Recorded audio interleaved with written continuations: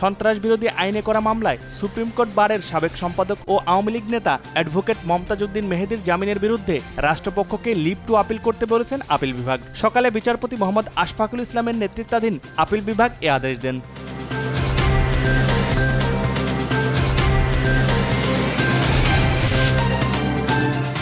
সকালে রাজশাহীতে তিতুমির এক্সপ্রেসের একটি বগি লাইনচ্যুতের কারণে রাজশাহীর সঙ্গে সারা দেশের রেল যোগাযোগ বন্ধ হয়ে যায়। প্রায় 3.5 ঘন্টার চেষ্টায় বগি উদ্ধারের পর রেল যোগাযোগ স্বাভাবিক করে রেল কর্তৃপক্ষ।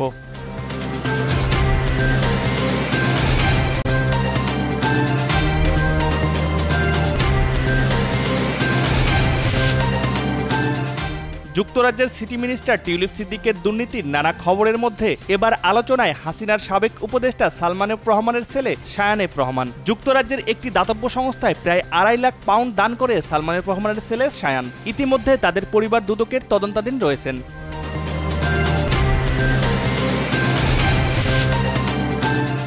মিয়ানমারের উত্তরাঞ্চলীয় কাচিন রাজ্যে জান্তা বাহিনীর বিমান হামলায় অন্তত 15 জন বেসামরিক নাগরিক নিহত হয়েছেন। এতে আহত হয়েছেন আরও 10 জন। এ খবর জানিয়েছে রাজ্যটির সশস্ত্র জাতিগত বিদ্রোহী গোষ্ঠী কাচিন ইন্ডিপেন্ডেন্স আর্মি।